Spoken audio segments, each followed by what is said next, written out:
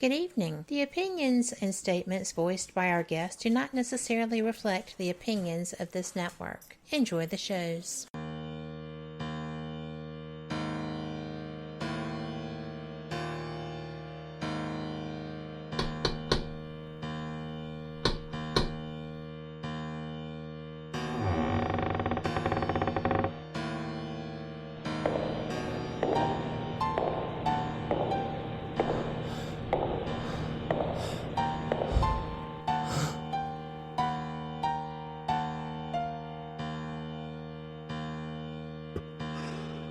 We've been expecting you. Monday, time for our maven of the supernatural, Denise Pridemore. This is the Paranormal Pride.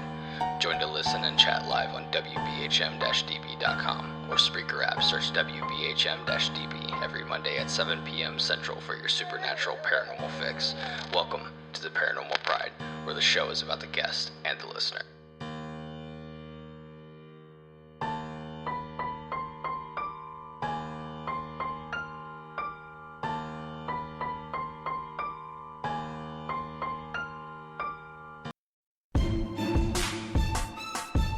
You are listening to WBHM Digital Broadcasting, the best in paranormal talk only on Paranormal Experience Radio. Broadcasting live out of Birmingham, Alabama. Welcome, everyone, to the Paranormal Pride. I'm your host, Denise Pridemore, and I have a special surprise for you guys tonight.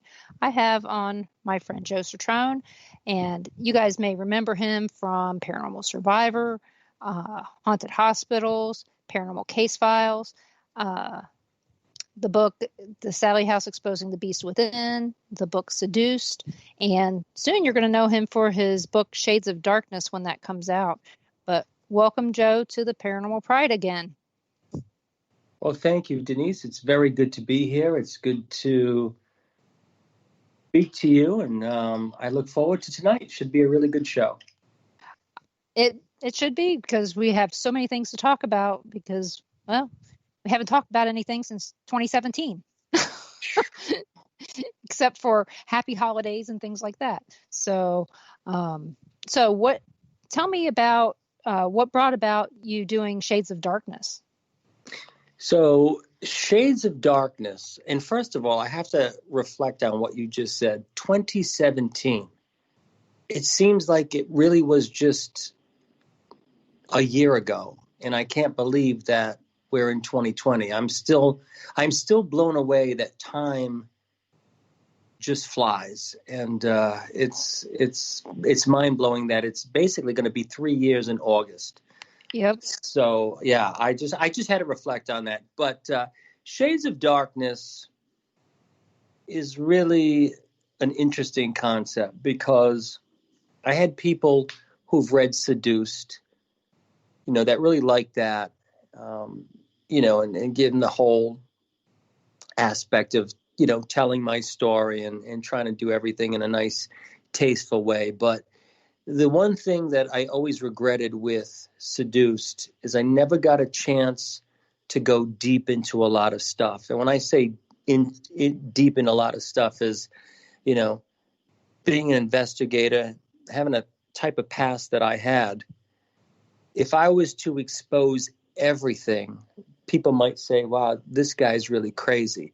Because when you're dealing with the supernatural, it can go really deep into the psyche, especially with the stuff that you've been exposed to and what you were allowed to take in throughout all the years of, investigating the supernatural realm.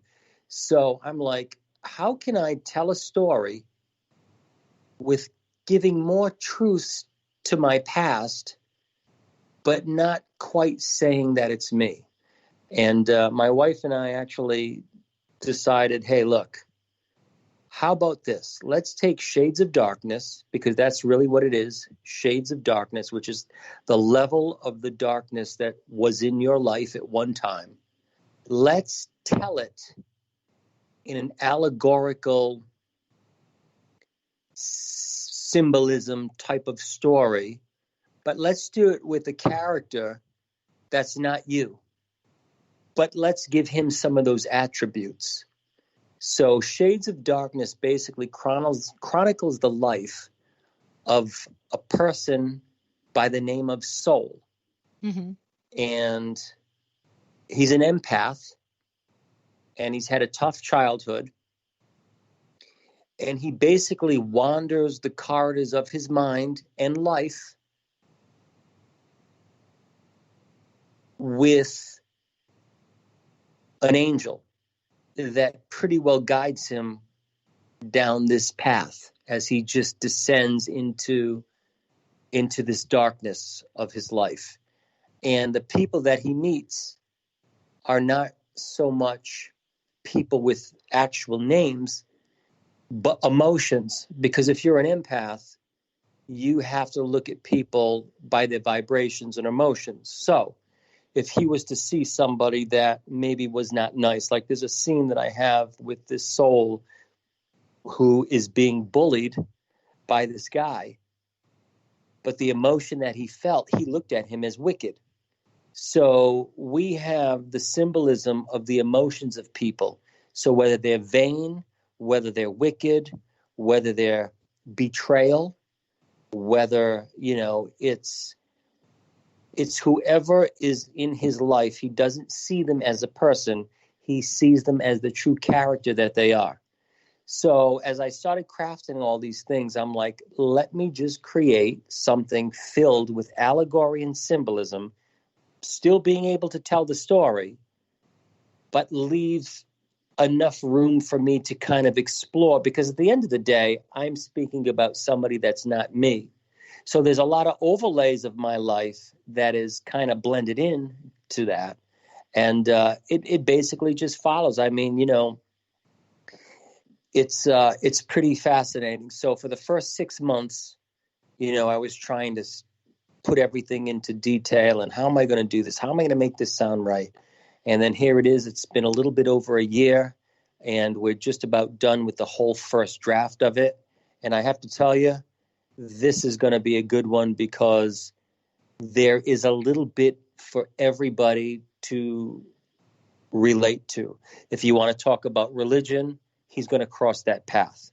You want to talk about people that you've been used by in life, he's going to be confronted with those type of scenarios. If you want to think whether we're thinking of abuse, abandonment, addiction, dealing with all the elements of what we do as people that we can experience in our life, he's going to be a part of all those things. And his whole purpose is to elevate. Now, the other thing that I wanted to do with the story is break it down into sequences. So I broke it down into earth, air, fire, water, and spirit. There's 5 sequences of his elevation as he goes through these, as he wanders down the path of life. And that's basically what it is. So I'm excited about it. It's something that I felt needed to be told probably years ago.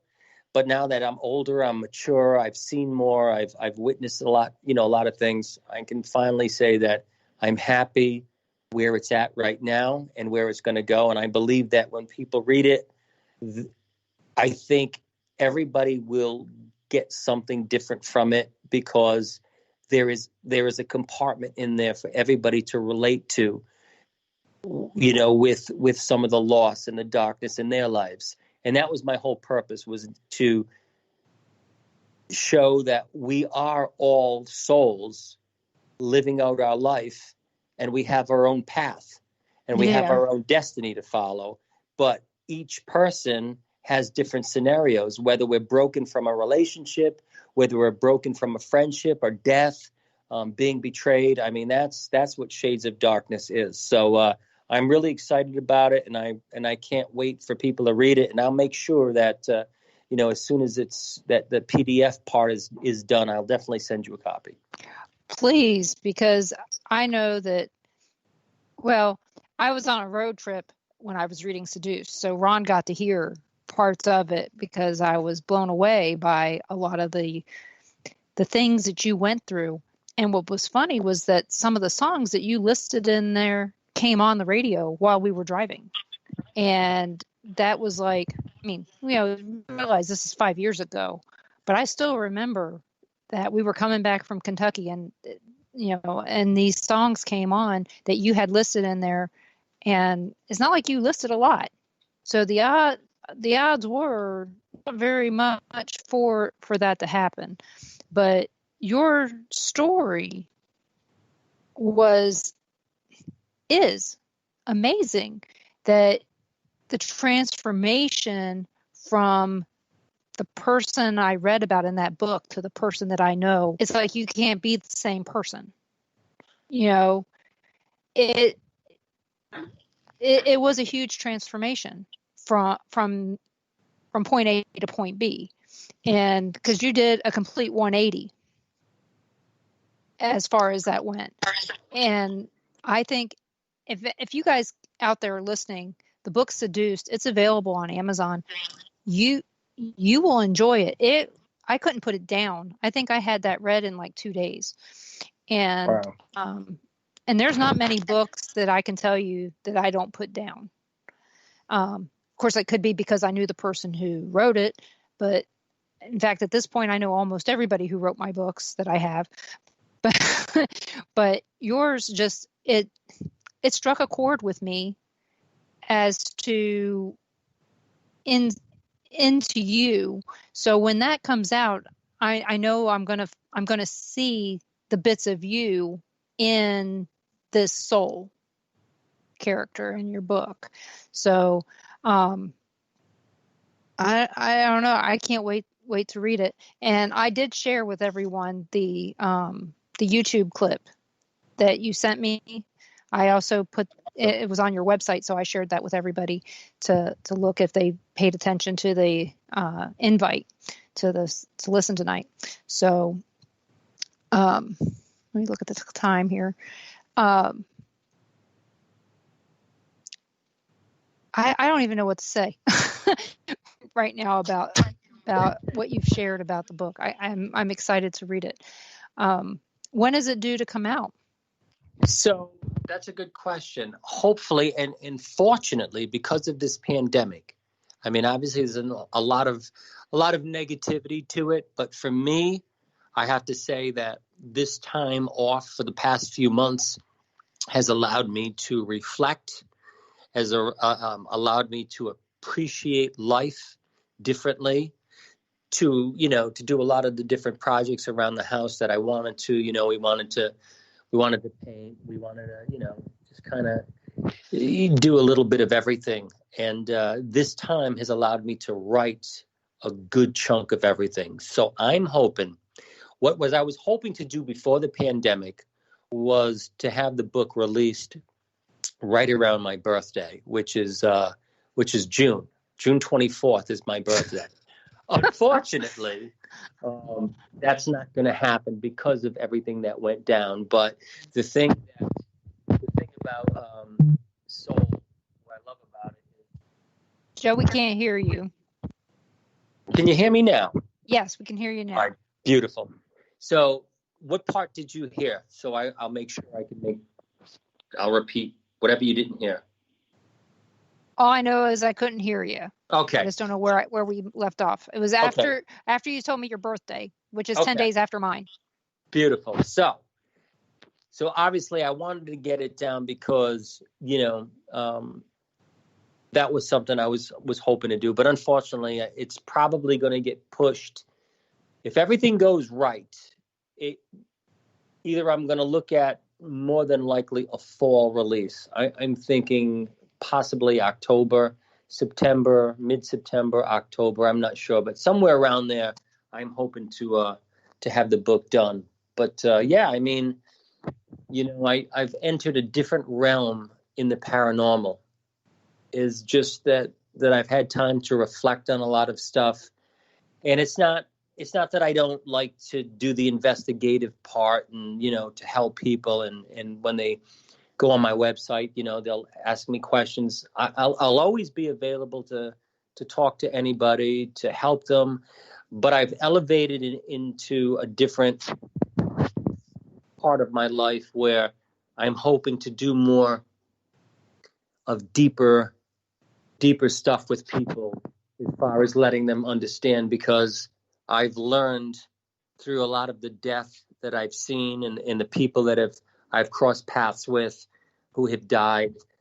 I think for me now to be that voice of reason in their life, to help them on a spiritual level, not just so much to go in their house with equipment and say, hey, listen, we got a couple of EVPs, I've got some orbs, I've got this. I'd like to know more deeper stuff, because I'm starting to believe now, and I've always believed it, but it seems to be more now that when we're investigating houses that are haunted, I firmly believe that a lot of people themselves are haunted. And when I say that, I mean they're dealing with a lot of stuff within themselves, a lot of baggage throughout their life, a lot of pain that they take with them.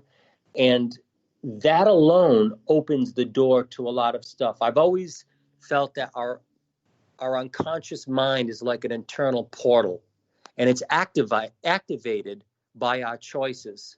So it becomes a gateway where entities, and this is how I symbolize it, it becomes a gateway where entities can crouch at the door and infiltrate our intellect by deception. And unfortunately, we as people fall in the category of what I called the 4 pillars of destruction. I take abuse, abandonment, addiction, and anger. Somewhere in our lives, those 4 dominating, we won't call them entities, but we'll call those 4 dominating categories in our life. We can all be connected to one of those things, whether it's through arguments with our parents, whether it's through relationships. I mean, there's many avenues to abuse. There's many avenues to abandonment, addiction, and anger.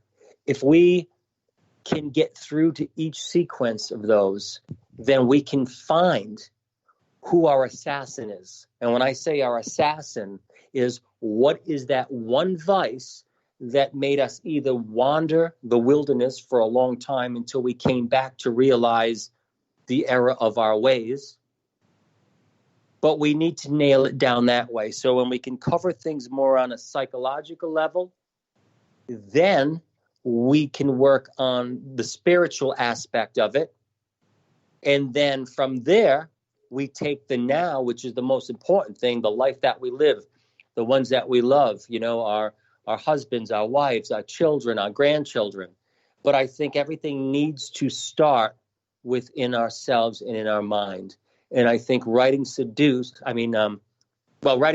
definitely opened that door for me to see more. But Shades of Darkness kind of covers all that stuff. Like, hey, listen, we are all, we're all to a certain extent wounded and broken as people. Now, I'm not saying that we're walking around, our life is a mess and it's a big disaster. Most of us, most everybody finds a way to deal with that pain, deal with that anger, deal with that hurt in their life. They hold on to it, but they use it for the positive. So maybe their life started off bad and ended up on the other side because they understood that through the midst of the chaos in their life, they were able to find that peace, or at least some sort of reprieve. These are the things that I've been putting together in my mind that I relate to the supernatural and say, hey, listen, it's all connected. It's all interconnected, because at the end of the day, we are all souls in this body. And what we take with us is our, in this world is our carnal mind. And unfortunately, what comes with carnality is our emotions. And those emotions are subject to the things of the world that can blindside us. That's true. And this is a good time to take a break. Everyone, you're listening to WBHM Digital Broadcasting out of Birmingham, Alabama. We'll be back with Joe in just a few minutes. You're listening to WBHM, Digital Broadcasting, the best in paranormal talk, only on Paranormal Experience Radio, broadcasting live out of Birmingham, Alabama.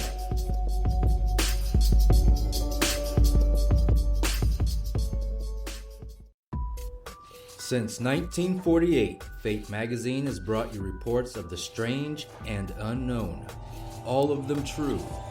Fate Radio is carrying on that tradition, bringing you the unusual, macabre, strange, and bizarre. Join host Kat Hobson Sunday nights from 8 to 10 p.m. Eastern on WBHM Digital Broadcasting.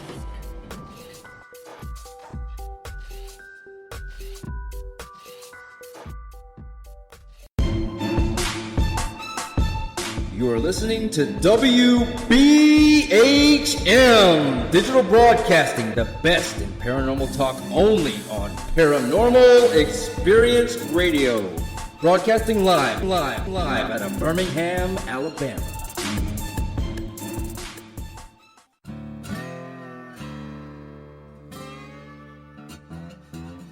Oh, come on. I'm Southern, but... Nope. That'll do. Hello. I am Kat Hobson, host of Paranormal Experience here on WBHM Digital Broadcasting out of Birmingham, Alabama. I enjoy having guests from all areas of the paranormal, from ghosts to ufology to cryptids and beyond. You'll find some of the best researchers in their fields bringing you some great information. Join me on Wednesday nights from 8 to 10 p. Eastern here on WBHM Digital Broadcasting.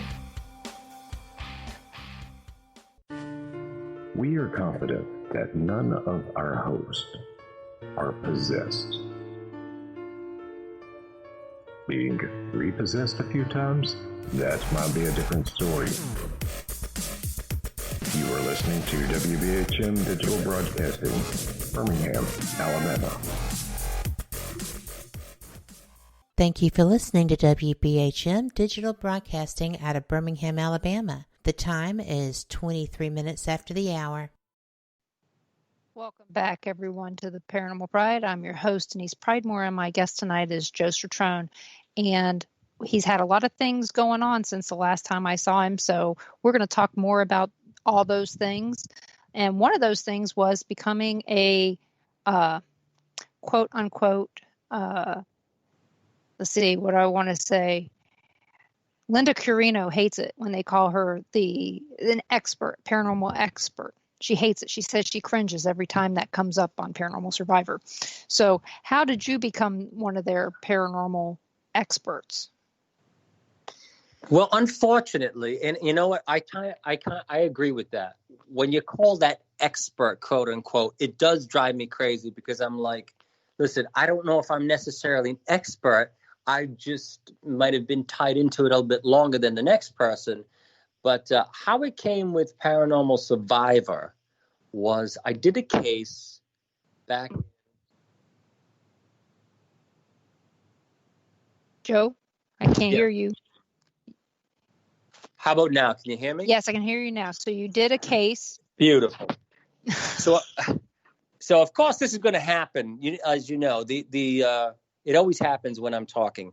But the case that I did was, I think it was 2006, actually, just before I did the Sallie Huse case for the first time. Mm-hmm. I went to Everett, Massachusetts, and there was a person that said that their son was seeing spirits, and nobody wanted to help them at all. So I took a friend of mine with the team that I was with at the time. I said, listen, do you want to take a ride to Massachusetts with me? We're going to go check this out. So he was like, yeah, let's go do it. So we go there. We interview the family. We interview the kid. And I'm like, okay, listen, we can definitely go.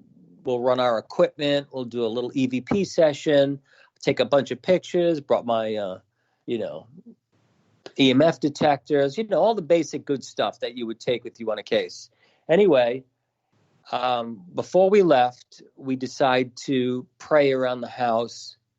We call it in the paranormal a cleansing, but basically what I did was we prayed around the house.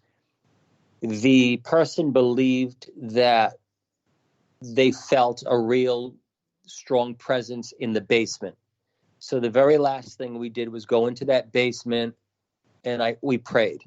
So we leave the house, we didn't get anything crazy, no big spikes and maybe a couple of cold spots, but not even in pictures. We didn't really get much of anything. So I go home. The very next day, I'm watching football. I'll never forget it. I think the Giants were playing the Cowboys. I'm sitting there, sitting on the couch. I've got my headphones on, going through the tapes, and I'm like, no, nothing. I flip the tape over, nothing. After about 55 minutes of nothing, it comes to the part where we're in the basement.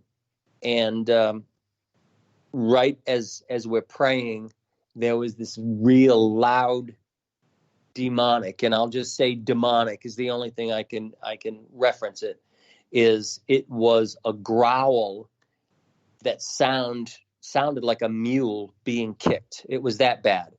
And I remember flinging the headphones off. I'm like, what the heck was that? I sent it to some experts in the field. They ran it through their filtering systems, and they said, hey, Joe, you know what? This is definitely authentic. It doesn't sound human at all. So now fast forward it. I get in, the director for Paranormal Survivor gets in touch with me because now he knows I did the Sallie Huse case in 2007. They're like, oh, yeah, Joe, that Sallie Huse case opened so many doors for people. So it was like, hey, yeah, I know you did that Sallie Huse. Listen, we're taking some stories. You want to do the Sallie Huse? I says, no, I don't want to talk about the Sallie Huse case. I says, but I will tell you about this case.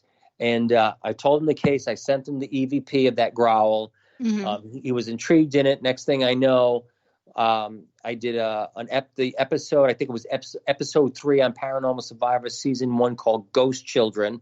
I did that one.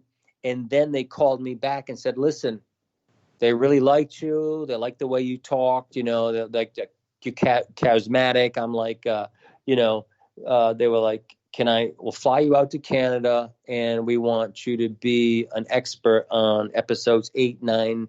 I think it was episodes 7, 8, 9, 10, and 11. So I ended up doing that, and that's how I got into, doing the commentary part of it, for the last 5 or 6 episodes of that show. But it all just detailed because of that case that I did in Massachusetts. Well, that case was friends of yours, wasn't it? Yeah. So what ended up happening was they were the person that I was, which was Dawn. Her name's Dawn Pierce. She was with a group with Keith and Sandra Johnson, who were formerly of TAPS. They ended up leaving TAPS and forming their own group called NARE, which was New England Anomalies Research. Dawn was actually part of that group, and she ended up leaving the group, and then she wanted to have somebody come out there to do it. Nobody wanted to go there and help her, so I'm like, something, I'll go. I've got time. I can definitely get it done, and I'm glad that I did, because I will say this. That EVP, and I tell everybody, like, how did you get started with, as far as more of the television and doing the cases?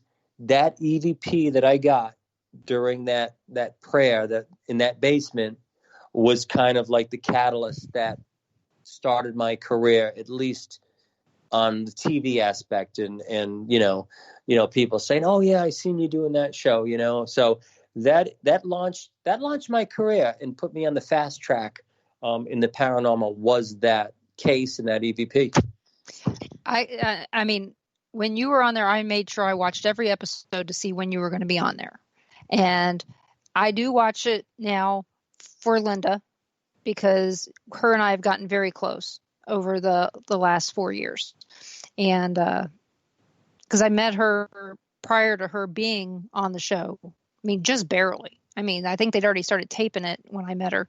And she actually made the baby, my grandson, a pig. she makes these little stuffed animals, and she made one because I kept calling him Pork Chop before he was born.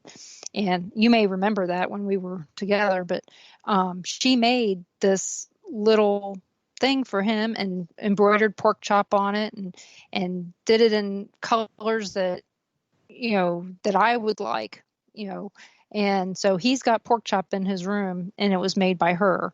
And I just, just the fact that she made this for me and mailed it to us. And we had it before the baby shower back in September 2017.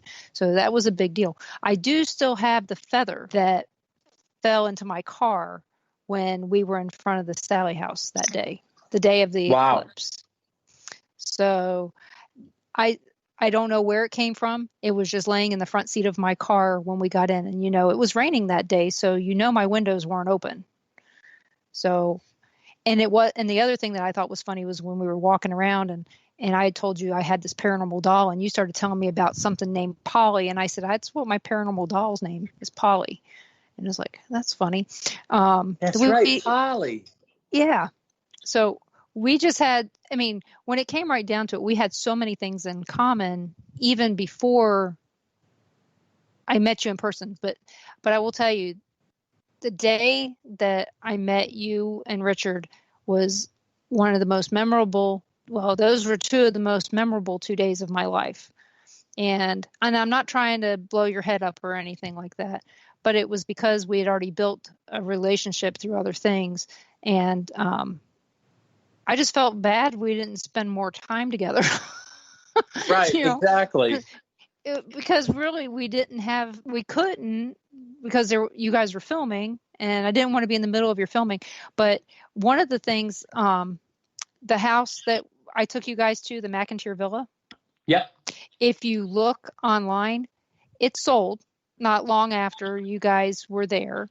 Wow. And now it's one of the places that people go to investigate all the time. Wow. And, there was, and when I tell people, that we were in there and that you guys filmed in there for the movie, they were like, they never talk about that. I said, because those people weren't there. The people who own it now had no clue. And so when one of the owners, she contacted me about it, and she goes, so there was a movie filmed here? I said, yeah. I said, I don't know when it's coming out. I said, I don't know what they got. I said, I was standing in the hallway while they were taping because I wasn't part of any of that. I was just there. And I said, but I did see the house, and I did see, that there was uranium tile and the, things like that. And she goes, how do you know it's uranium tile? I said, because it has EMF. We've never been back in that house since then, since we went with you and Richard. Wow, really? Mm-hmm. Well, you know what? We never went back up there.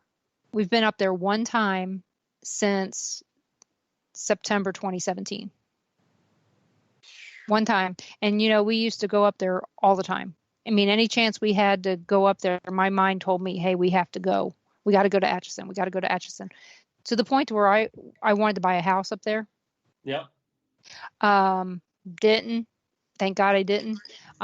There was all kinds of, like I said, there was a reason I was drawn to that house. And I believe that you and Richard are part of the reason why I was drawn to that house. I think I was meant to get you back in there. Yeah, I do believe that. I probably wouldn't have believed that before, and not saying you personally, because I always said to myself, I'm not going back to the Sallie house. Yeah, you said that on my show. That's right. I'm not going back to the Sallie house. I already did it in 2007. My son, and we can talk about that too. My son was attacked by an unseen force, basically a few months after the Sallie House case. And not many people know about it. Mm-hmm. Very few people know how that all went down. But, and it was just prior to me meeting Richard and then, doing the stuff I did with him. But it was in that transition to doing the cases, just coming back from the Sallie House, and then my son saying that he saw, and he was only 9 years old at the time, that he saw a shadow person in our house. And he described it as about 6 feet, maybe a little bit taller. And it was in the living room. No, I'm sorry, the dining room going into the porch that we had. So we had this little the slider glass door that goes into a closed-in porch. He said that he saw the entity in that dining room and then just kind of disappear into where the porch was. Now, of course, you know, I'm sure he was watching Ghost Hunters at the time. You know, I was doing cases. You know, I didn't call him a liar, but I'm like, you know, maybe you think you saw it. I don't, you know, I'm not saying you didn't, but, you know, just relax. And because I know he was scared at that time when he said that he saw it. I'm like, just relax. Let's not hit the panic button. About 2 weeks after that, he goes to with my mother to go visit a relative in New York, and I got a phone call from my mother and said that Joey was in the living room of the house in New York watching TV, and he got scratched on his forehead, and he was flung 6 feet across the room. And my mother actually took pictures and sent it to me. She had them developed and then sent them to me. And in the picture, you can actually see his forehead scratched, and you can see smoke, you know, kind of like, and I don't want to say cigarette smoke, but it was almost like that. That was like this mist that was over his head. And I remember calling John Zaffis right after it happened. And I said, listen, John, you're never going to believe this, but my son was attacked. I don't know what to do now. And I'd never forget this. He says to me, and he said it so nonchalant. He says, Joe, what did you expect? You get involved in this, you get that EVP, you expose some of the darkness that's out there, you expose these entities. What did you expect them to do? This is either their way of warning you to back off or to let you know that, hey, we're real and we're not going to just sit around here and let you do whatever you want and tap into that realm.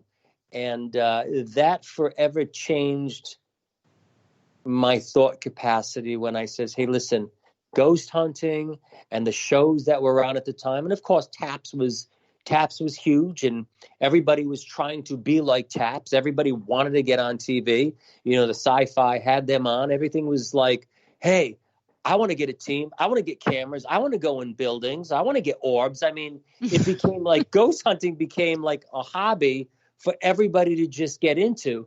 And I said to myself, I cannot fall prey to this fame's deception to, you know, color code paranormal investigating and make it seem fun when in essence, what are you really doing? You are tapping into another realm and trying to expose this realm to get evidence. So you have to kind of know the fine line between, you know, saying you're an investigator and actually being one and experiencing true paranormal phenomena, because everybody can grab a camera, take some pictures, look at some orbs and say, hey, look what I got. I got a picture of an orb. It almost kind of like, it kind of just makes it seem like this is this fun little hobby. Oh, this is great. We shut all the lights off. We put our flashlights on. We take some pictures. This is how they do it on TV. But in the real world, there's a lot of things that are happening behind the scenes that alter our life, you know, going forward when we choose this direction. And a lot of people don't realize that there could be true danger for for us and those that we love, when you decide you want to go out and paranormal investigate, it doesn't mean just because it looks safe doesn't necessarily mean it is safe. And that's part of the things that people don't really know, because apparently you had an attachment. Absolutely. And so I got a feeling that's a long story, so I'm not going to ask that question. The question I was going to ask was, how did you get rid of that attachment? But like I said, I think that's a little bit longer than what we got time for right now. I think after the break, that would be a good time to get more into that. Sure. So is John Zaffis a fun guy? So the thing about John Zaffis, I will tell you this. I don't talk to him as much as I did. Once in a while I'll shoot him a text message but one thing I'll have to say about John, he really is a good guy. Obviously people call him the grandfather of the paranormal, and he rightfully deserves that, because obviously he's been in the scene for a long time, and obviously because Ed and Lorraine Warren, I get all that stuff, but for the most part, he's a pretty down-to-earth guy. And what I do like about John is this. When you have a conversation with him, it's really the way he says it and talks to you about stuff. It's not like over the top. It's like, it's just like, this is how we said it. Like I was telling you, he was like, hey, Joe, what did you expect? It kind of like is very nonchalant about certain things and very, and in a matter of fact, like with no doubt at all. Well, Joe, I don't know if your son was really attacked, or maybe he thinks he was, or, he never questioned it. He said, what did you expect? This is what we deal with when we decide that we want to, and Richard says this all the time, when we want to poke holes into that spiritual realm. This is what you get. This, back in the day, people did seances. People did Ouija boards, and they did whatever they could to try to make contact with the invisible realm. Now we have technology, and it's more of a digital divination, but we're still doing those same things to make contact. Now we use recorders and we speak to them audibly, where before we were doing Ouija boards. So you graduate into different levels, but as you graduate and you start developing this technological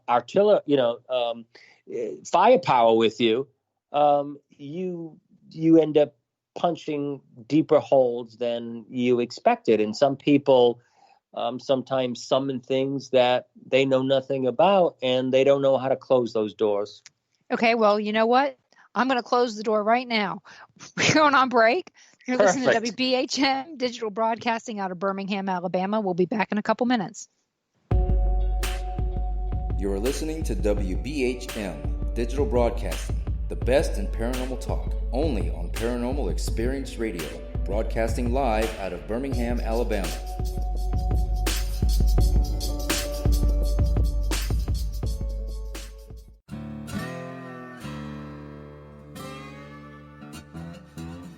Oh, come on. I'm Southern, but...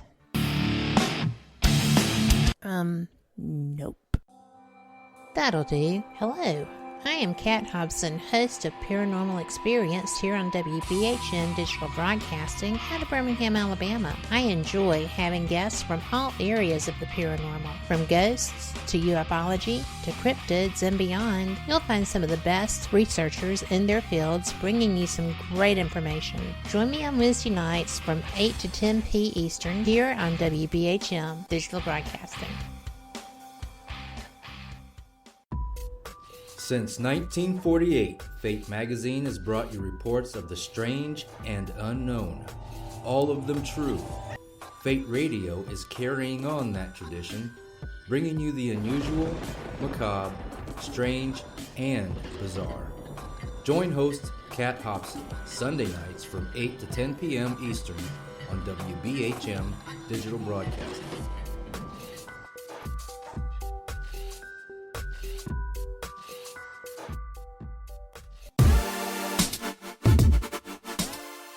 listening to WBHM Digital Broadcasting, the best in paranormal talk, only on Paranormal Experienced Radio, broadcasting live out of Birmingham, Alabama.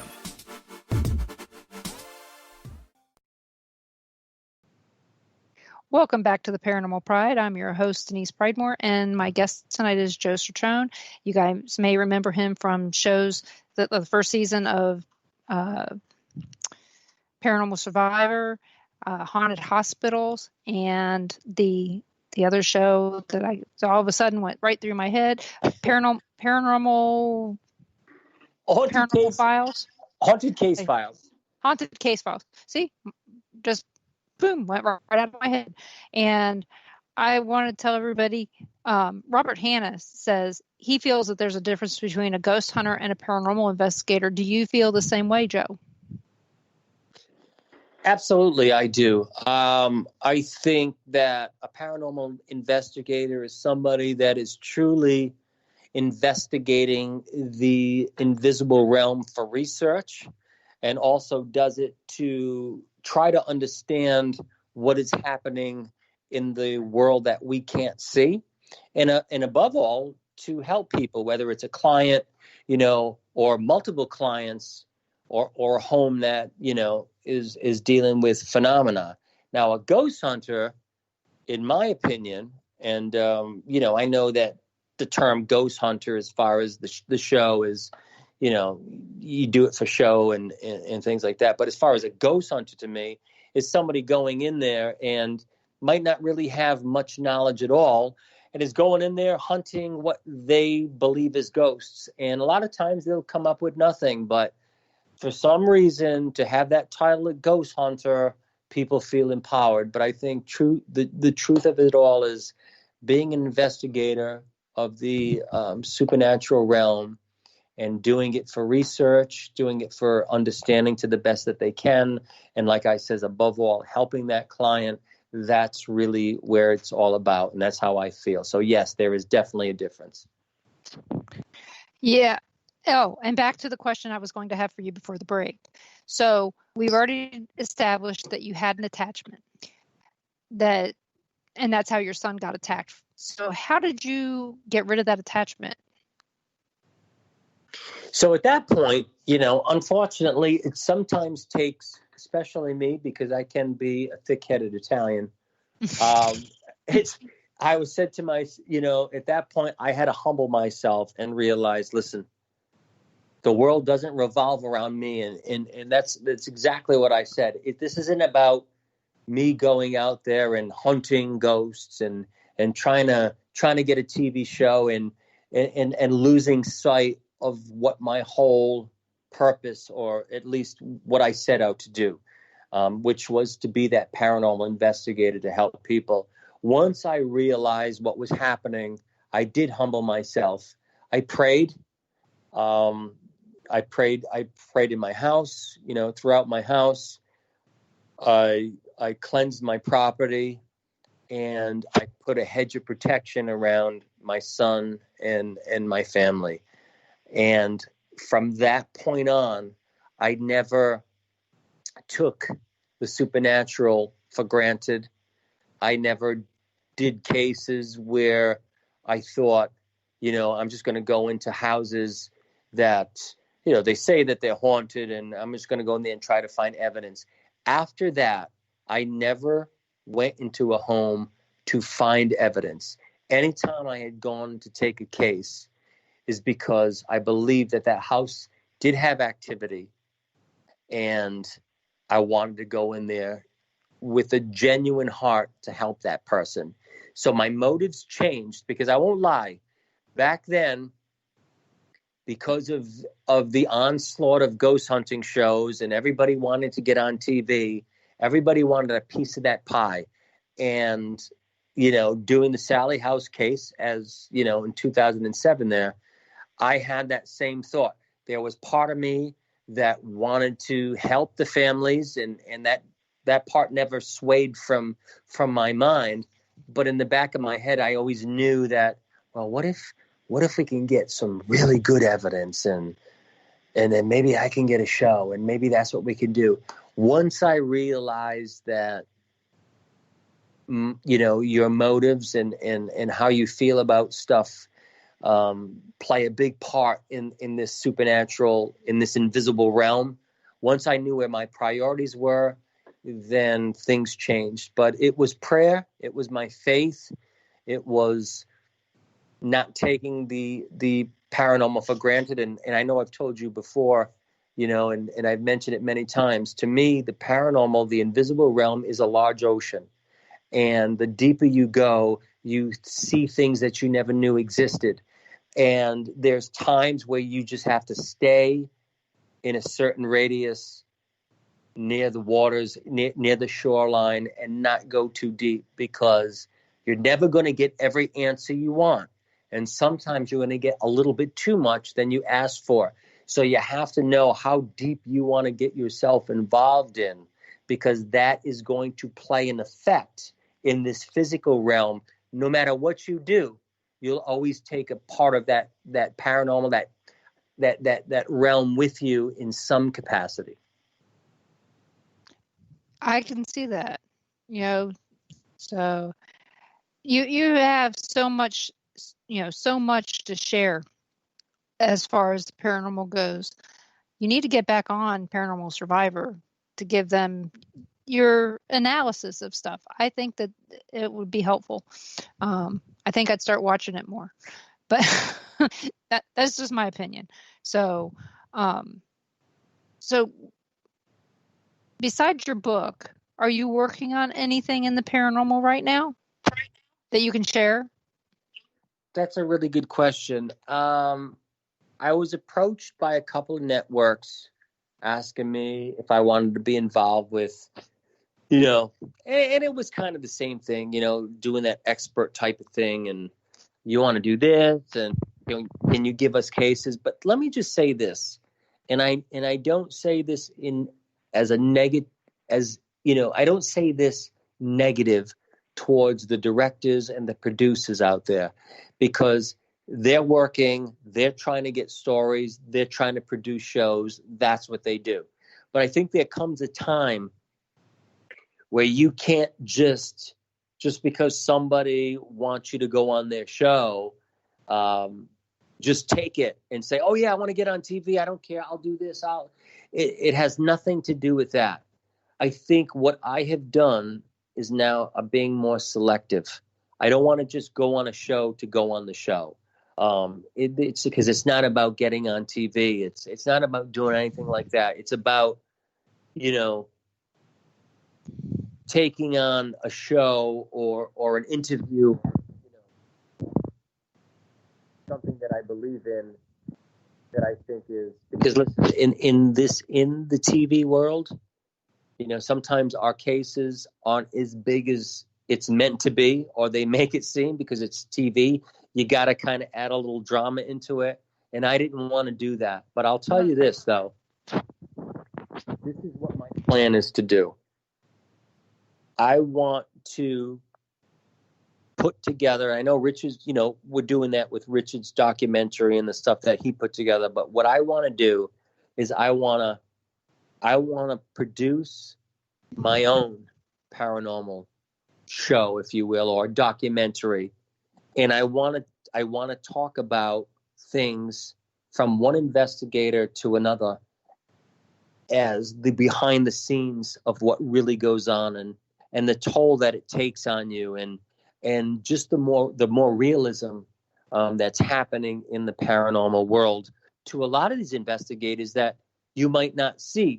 We see the people on TV, but there's so many more out there that are doing cases, that are having experiences. I want to go one-on-one as an investigator to interview these investigators out there who have experienced a lot of stuff that's going on that may have affected them in different ways. So that's where I'm going right now. I'm going into the realism of, I want to put together a documentary on the fallout that happens to a lot of the investigators that goes untold. That's what I want to do. Yeah, I can see that. I mean, I know you were there when we were filming, and you saw some of that from me and Ron. Absolutely, I did. Yep. And I mean, I didn't think, out of all the things that I thought that I would be doing, I didn't think I'd be sitting there on a sofa in the Sallie house crying. That's the last thing I thought I would be doing when I was with you guys. Never dreamt of that. But again, everything we did was non-rehearsed. Everything we did was, yes, we planned to go to these places and be here, there, or wherever we were. But what we talked about, I don't know if, okay, well, my answers weren't planned and neither were Ron's. I don't know what you guys had in mind.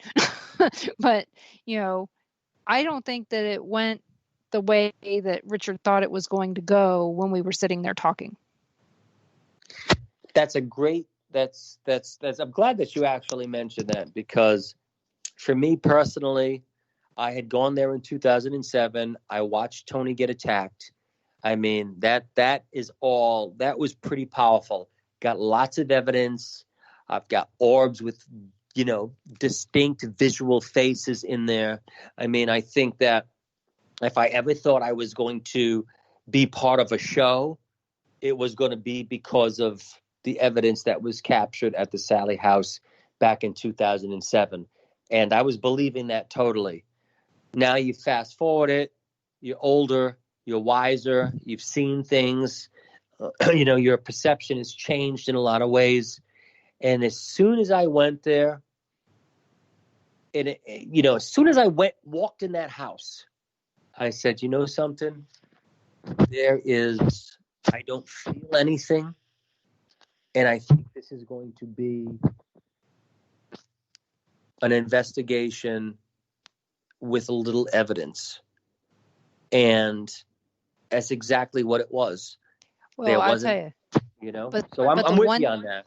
But the one thing, there was two things you showed me the morning of the eclipse when we walked in the house. Yeah. You showed me a picture, and it looked like a woman standing in the window with her arms out. And I looked at it and I just told you, I said, that's Kate Finney. Yes. And I recognized her right off. Then you showed me this picture. Okay, I will tell you, orbs, light anomalies, I know they happen.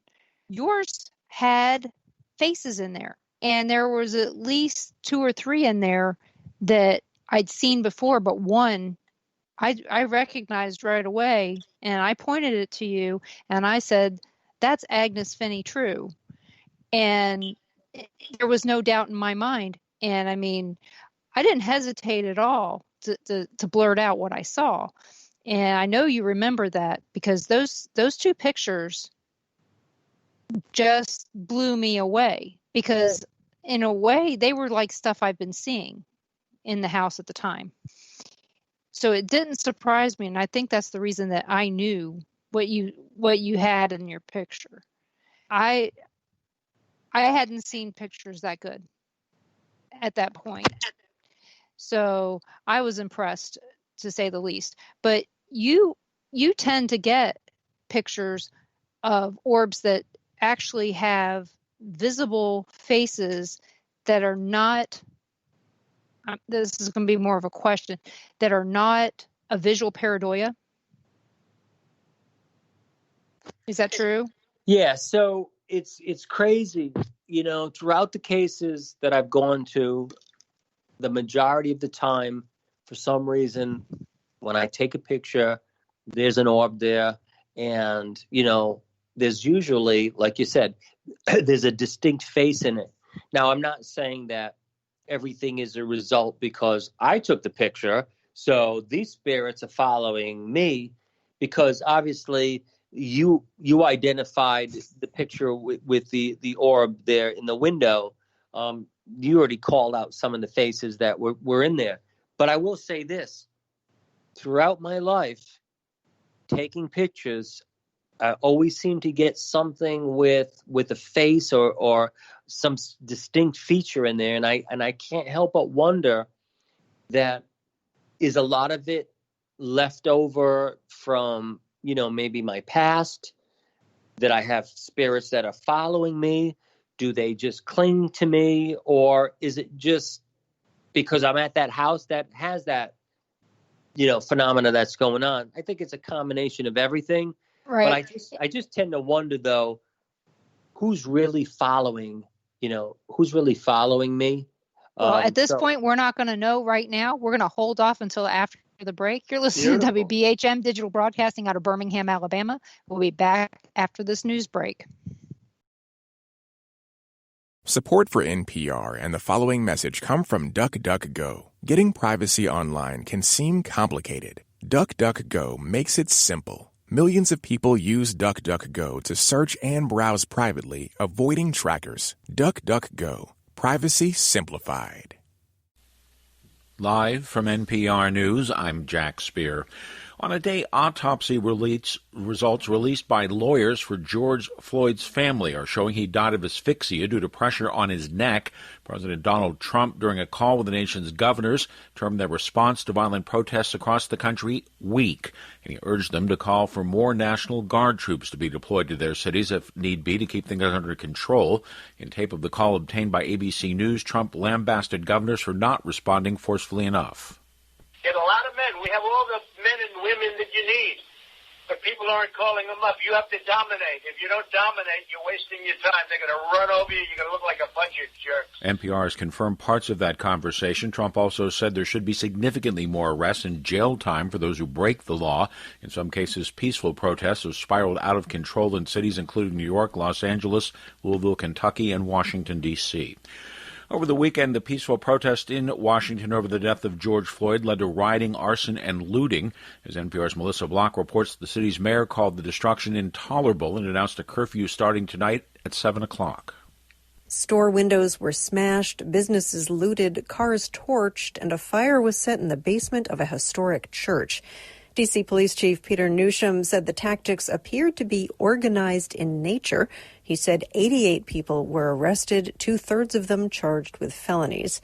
D.C. Mayor Muriel Bowser said while she, quote, empathized with the righteous cause of protesters outraged by the death of George Floyd, we do not and we will not allow the continued destruction of our hometown. Meanwhile, federal authorities are sending riot teams to the nation's capital to respond to the unrest. Melissa Block, NPR News, Washington. After Kentucky's governor called for the release of police video from a deadly shooting in Louisville, the city's police chief has now been fired. Steve Conrad has been fired after officers earlier today apparently did not have their body cameras switched on during an encounter when police and National Guard soldiers enforcing the city's curfew shot and killed a black man. Stocks began the month of June on a positive note. More from NPR's Scott Horsley. Investors shrugged off widespread demonstrations around the country, pushing all three major stock indexes higher. The Dow and the S&P 500 both jumped more than 1/3%. The Nasdaq rose about 2/3%. Major retailers closed some of their stores in response to demonstrations, which turned destructive in some cases. Even Amazon scaled back deliveries. For most companies, though, business proceeded. Manufacturing activity continued to shrink last month, but at a slower pace than the month before. On Friday, the Labor Department delivers a report on May unemployment. Coronavirus layoffs are expected to push the jobless rate to its highest level since the 1930s. Scott Horsley, NPR News, Washington. This is NPR. The number of confirmed cases of coronavirus globally has passed 6 million, according to the World Health Organization. NPR's Jason Beaubien says the fastest-growing outbreaks now are in Central and South America. The center of the coronavirus pandemic is now solidly in the Americas. And while the outbreaks in the U.S. and Canada have started to decline, that's not the situation in much of the rest of the region. On Monday, Brazil reported 33,000 new cases to the WHO, the most by far of any country, and nearly twice the daily total for the United States. The WHO's head of emergencies, Mike Ryan, says Peru, Chile, and Mexico are also among the top 10 countries for new cases. I would certainly characterize that Central and South America in particular have very much become the intense zones of transmission for this virus as we speak. And he says in many of those countries, the outbreaks have not yet peaked. Jason Beaubien, NPR News. Lufthansa will be getting a $10 billion bailout from the German government and the European Union under terms of an agreement approved by the Airline Supervisory Board. German airline today, quoting the head of the board, who called it a difficult decision. Lufthansa, like most global carriers, has been hard hit by the downturn in travel as a result of the global coronavirus pandemic. The airline will be required to give up some slots in Frankfurt and Munich as part of the deal with the government, and also the government will take a 20% stake in the airline. What had been an ongoing rally in oil prices appears to have fizzled a bit today. Crude oil futures prices were down 5 cents a barrel to close at $35.44 a barrel on the New York Mercantile Exchange. I'm Jack Speer, NPR News. Welcome back to WBHM Digital Broadcasting out of Birmingham, Alabama. The time is 5 minutes after the hour. Welcome back to the Paranormal Pride. I'm your host, Denise Pridemore, and my guest tonight is Joe Cetrone, and he is imparting all of his paranormal wisdom on us tonight. And so people have sent me some questions, and so I'm going to have him give his answers. Hopefully you'll enjoy this part. Are you there, Joe? I am sure here. I'm ready to go. Okay. Carl from CC Paranormal Team asks, what equipment do you like to use? Great question. Of course, I started out with trying to use as much equipment as I can. And, because you wanted to, that was the whole thing is to build a library of equipment to kind of just experiment with. But I can say that today now, I always take my tape recorder. So I'm always using my digital and analog tape recorders. I still believe analog gets the best results for EVPs. So I will use my tape recorders. I will take an EMF detector with me, and where I've had the most success of any camera that I've used has been my full spectrum camera, which is basically modified, where it just draws out. It draws out lots of orbs. It draws out so many different things. So my full spectrum camera, my digital and analog recorders, and my EMF detectors, I think those work the best. And out of all those, if I could just take one thing with me, it would be my full spectrum camera. Perfect. And here's a question from Gary from Caldwell County Paranormal. He's a minister, and he asks, Joe, have you ever been in a room while a demon was being cast out of a person? Gary, that's a great question. And minister, awesome. Yes, I have been in the presence of somebody that was, I don't know if I can't say that they were full-blown possessed. I can go with being oppressed and having definitely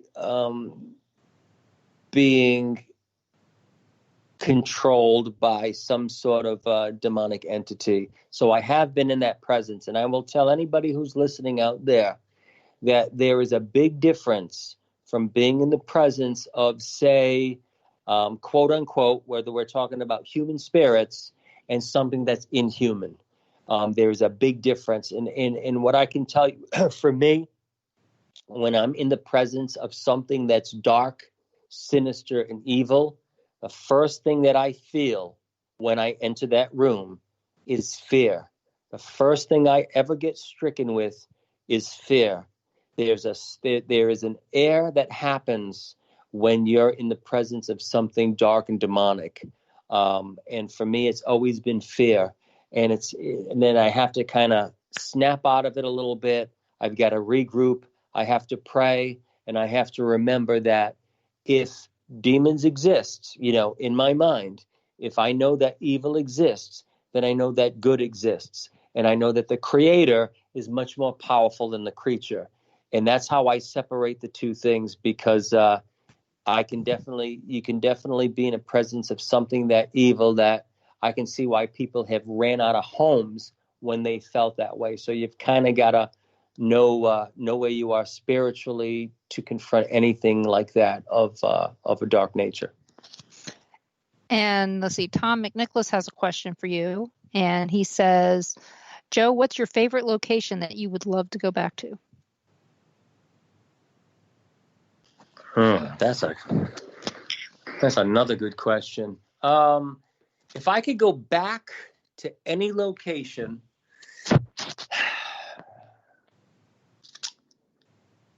I would go back to a location that I did a case with Richard. We did it in Connecticut. There was beliefs that there were shapeshifters, that were involved. We were on Native American grounds.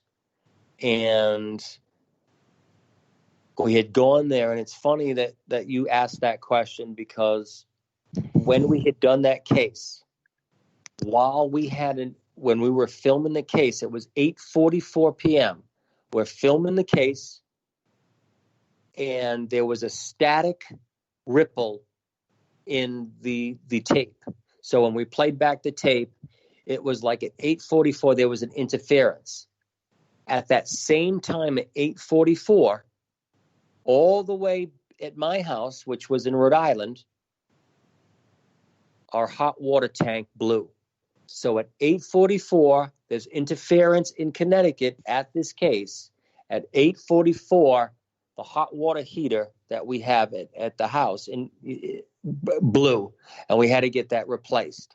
And I always wish that I had gone back there to reevaluate that case, to reevaluate how I would conduct things. I think I was still a little bit green into it. So yeah, I would definitely had gone back there. And unfortunately, that was also those grounds, that case that we did. There was people that got ill from that, including cancer. So there was some strong electromagnetic frequencies that were going on there.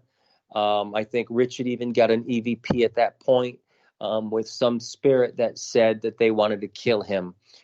So yeah, if I could go back to all the cases that I did, it would be the case that I did in Connecticut. Okay.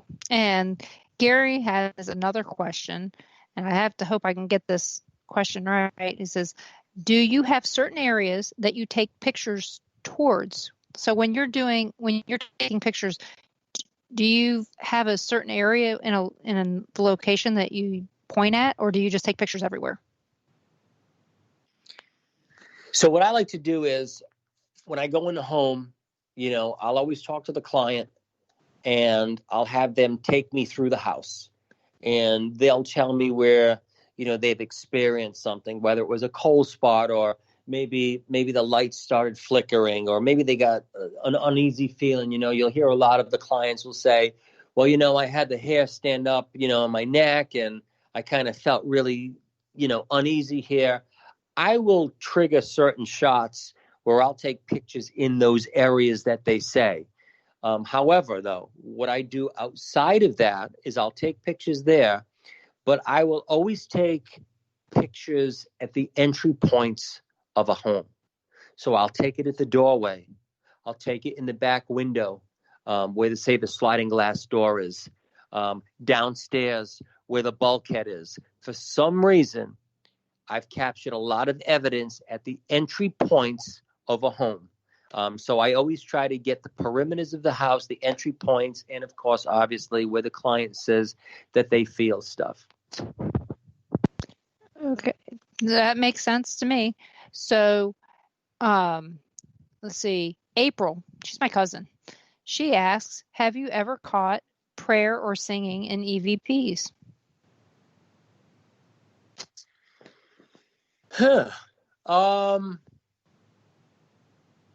I was at a prayer session back in 2008. I was at a prayer session, and I don't know how I ended up recording it. I think I recorded it because the person that was speaking, they started speaking in tongues at this prayer session, and I found it really unusual, the type of prayer. And I always have my recorder with me, and that's what I do as an investigator. in my car, I always have my little Olympus recorder.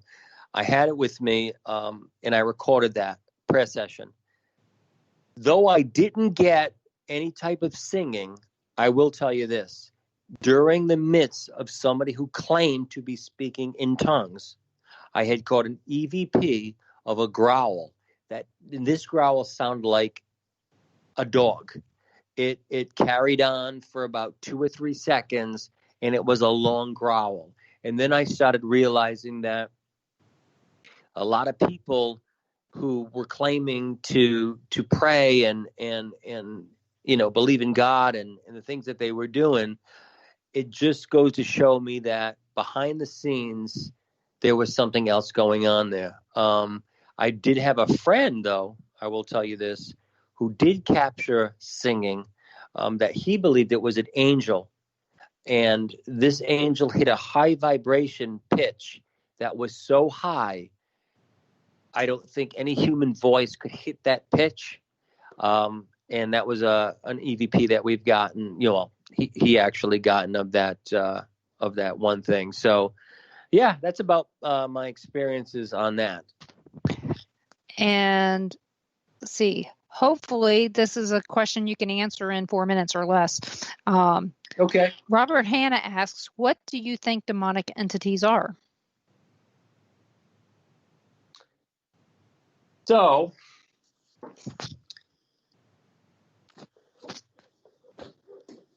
here's what I think, Robert. I would say this. Obviously, if we were to talk about demonic entities, on a biblical level, then, people would refer to them as fallen angels, But I think essentially inhuman spirits, these demonic entities, these beings of knowledge, because in the truth of the matter, if you were to do a Hebrew and Greek study on demonic spirits, I mean, demons is a name that we give them, but, depending on what we're looking at as far as in what context that they're being talked about, like in say, the Old Testament, when you're dealing with demonic entities, familiar spirits, you'd be dealing with the fact that these demonic spirits were called the knowing ones. So I would say that they are inhuman. They occupy another realm. I do believe that they are part of the angels or the messengers or these beings that fell from another dimension. I do believe that they have access and to gain into our physical realm by the entry points that we allow them to, because I think that they operate totally on the recognition that they're given, and also where we are in life, and how we choose to live our lives can also allow these beings in. So that's probably the best thing I can give you on that, without going into deep biblical, discussions on certain things. But I do believe that these entities are from another dimension. They're not human. I don't think they ever were human. And I think they have ulterior motives in our world. That's going to bring me to a question. Are you still involved in your Bible studies and things like that? So quick, because I know you'll, before we go into the commercial break, I do study a lot of Hebrew, a lot of Greek. I do read the scriptures in that aspect. I don't do it on a religious level anymore. I do it when I go into, like I said, research, because I think to understand scripture, you have to go to the original language and the interpretations and the definitions. But I definitely am part of all that. I feel that it's been a great strength in my faith, and as well as how I conduct investigations.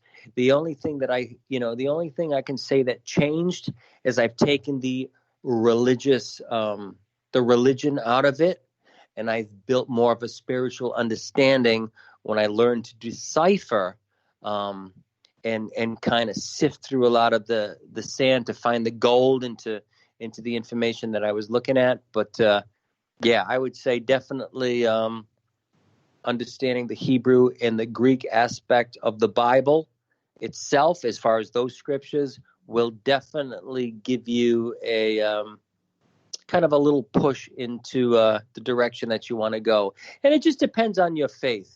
As an investigator, I'm not saying that, everybody has their own belief systems, and I'm not saying believe what I'm saying. What I say is the gospel. It's not. But I will tell you this: Hebrew and Greek, to understand that, you'll understand a lot of the supernatural realm and realize that it's all related to something that we can all understand in a different in the different context, not so much in a dogmatic way. Okay. And at that, we're going on to our break. Everybody, you're listening to WBHM Digital Broadcasting out of Birmingham, Alabama. We'll be back with Joe in just a couple minutes. You're listening to WBHM Digital Broadcasting, the best in paranormal talk, only on Paranormal Experience Radio, broadcasting live out of Birmingham, Alabama.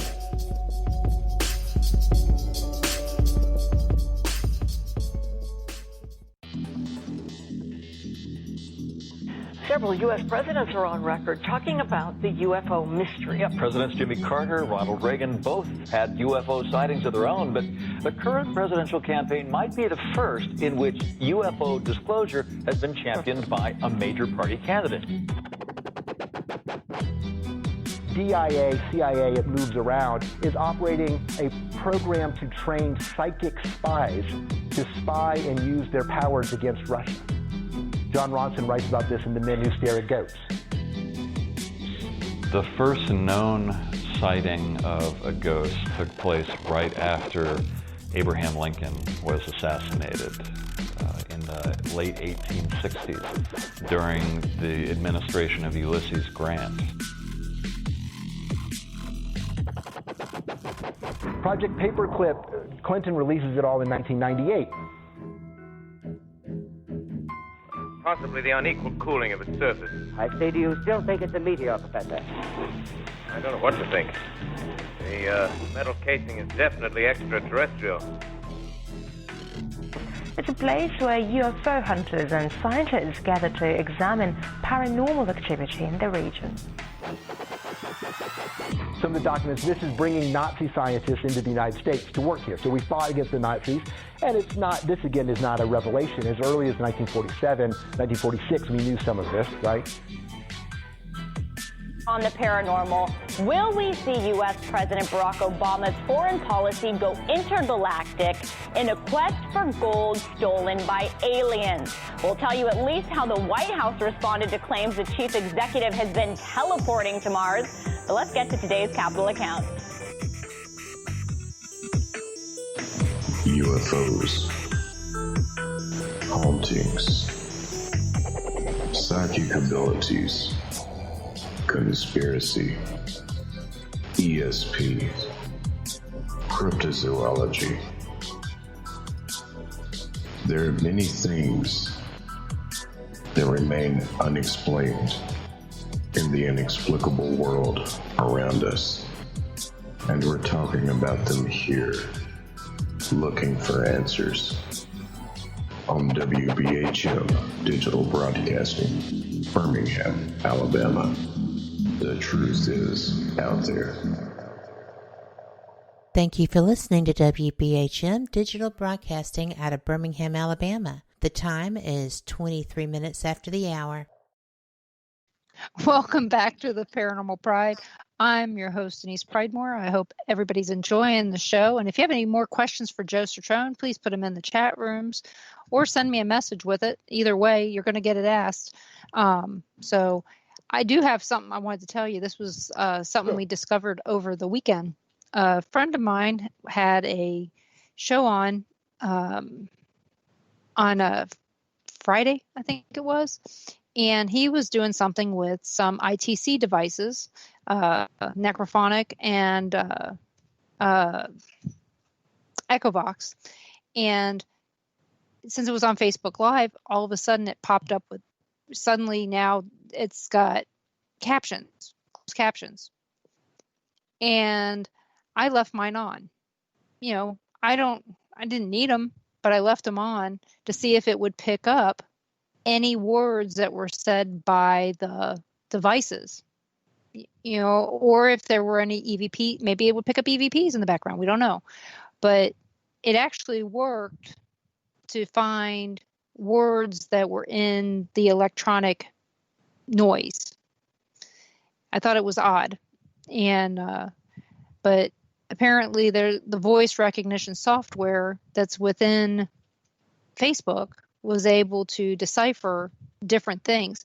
It wasn't always, you know, like the people in the chat room thought it said Dara when it comes back with dare, because Dara doesn't exist in, you know, the dictionary that Facebook uses, you know. And have you had any experience with anything like that, like voice recognition software picking up stuff in the background? So great question. And I just want to say one thing before I answer that question to the last question before the break. Okay. You know, I will say this. There comes a time where you do have to stand the ground, whether it's something that you believe and nobody, you know, because everybody has different spiritual beliefs. They have different faiths. I would never sway anybody to believe in anything than they do. But for me personally, I will say this. I've always been in a situation of the person that I am, with the things that I've been through, the things that, you know, that I hold dear to me to be truth, is I've always put myself in the position where to the paranormal community, I might sound godly or be too godly. And to the Christian community, I might not be godly enough. So I'm always kind of like right in that middle where it's like, you know, I get slack from both ends in a lot of ways. But I will say this. When I'm dealing with what I believe, do I believe human spirits can be trapped souls and occupy areas in this dimension? Yes, I'm not saying that I don't believe that. But I also believe that there are inhuman spirits. And yes, we can call them demonic entities. We call them dark entities. However you want to deem them, I do believe through, you know, whether it's investigations, through EVPs or through pictures or through experiences, that there are entities that go beyond our humanistic realm, or the you know, human entities. I do believe that we deal with a lot of inhuman entities, and it's just a matter of finding who they are, where they're from, and that just depends on your faith. Now, to answer your question, Denise, I will say this. I had a friend of mine that went on a case. We did a hotel. No, it was a restaurant. I'm sorry. It was a restaurant in Connecticut. Connecticut has a lot of, listen, if you're in the New England area, I know that people talk about Massachusetts and Salem and stuff like that, but to be part of the New England area as a whole, Connecticut has not only a lot of UFO sightings, and they do have a lot of UFO sightings, they have a lot of haunted hotels, restaurants, more than you would realize. And I had the privilege to investigate a restaurant that actually is closing their doors now.